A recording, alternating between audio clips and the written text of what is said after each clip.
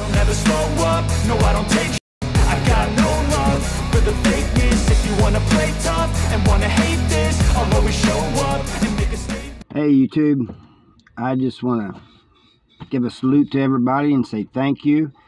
You know, I was on Quora. That's where I started, and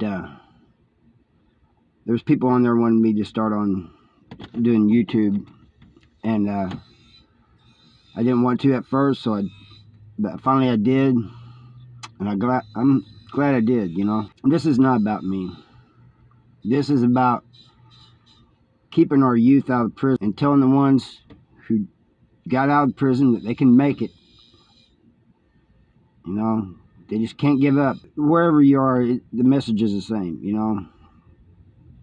There's people like me, and some are doing a better job at it than me, of getting the message out, you know, trying to keep our youth out of prison.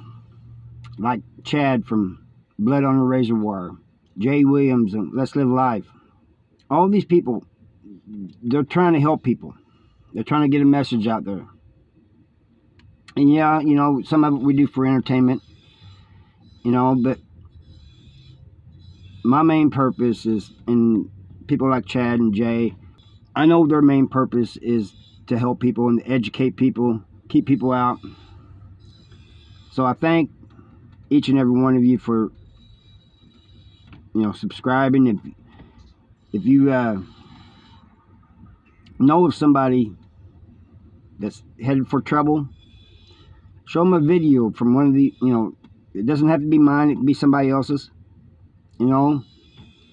Have them look at this stuff, you know, watch some of these videos. Maybe it'll get them headed on the right path, you know. And that's what we want, you know. A big thank you out to each and every one of you. And I give you a fist bump if I could, but I can't. This is the best I can do. I've been talking to some people around my community, young people. Not very many, but a few. But I'm going to try to reach out for more.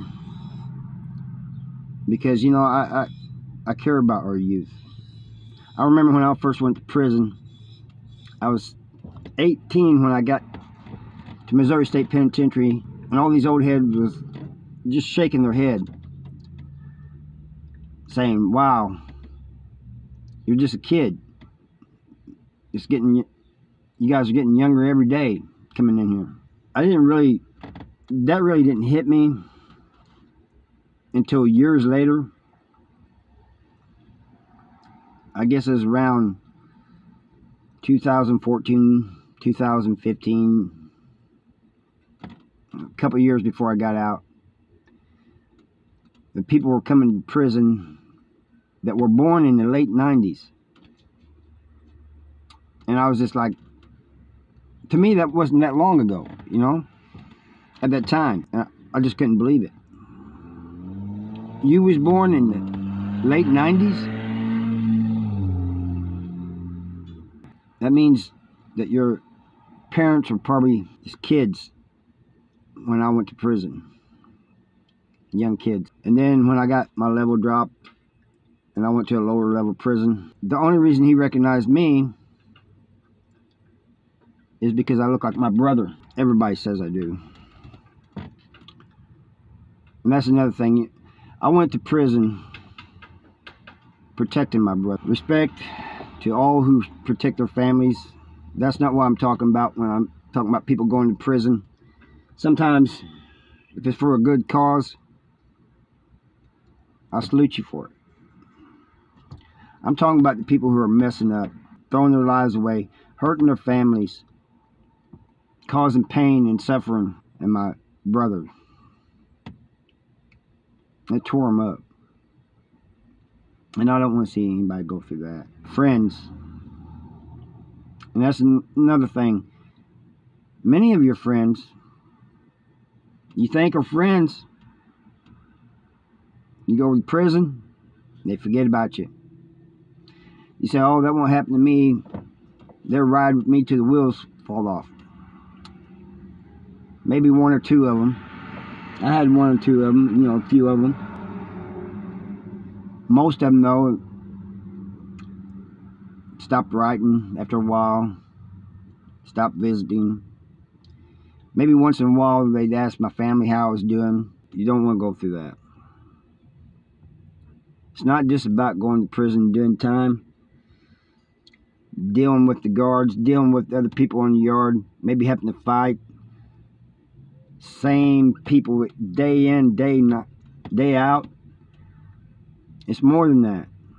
It's missing birthdays. It's missing weddings. It's missing watching your brother grow up, or, you know, growing up with him. My brother was 14 and I was 17 when I went to prison. And even the guy, the family of the guys, I want to say something about that. Those guys, that family does not believe that he was like that he was that type of monster.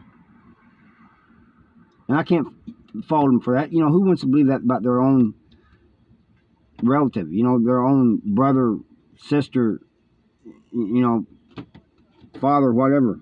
Nobody wants to believe that. So I'm not faulting them. And they was in pain too. I had to protect my brother. Nobody believed me. Nobody believed that he was the monster he was. I mean, not my brother, but the guy that was, you know, abusing him. I took matters in my own hand. And, you know, you have people nowadays saying, playing these video games, and they're thinking it's, watching these movies and thinking it's cool. Body, you know,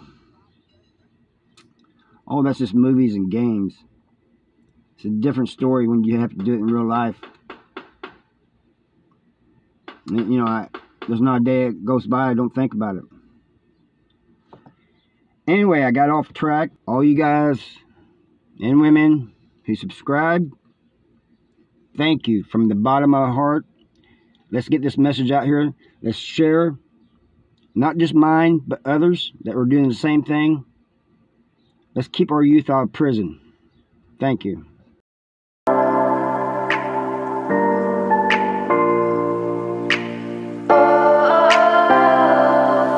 We are dreaming in the dark. We are nothing more than dust. Search but you stay lost. We are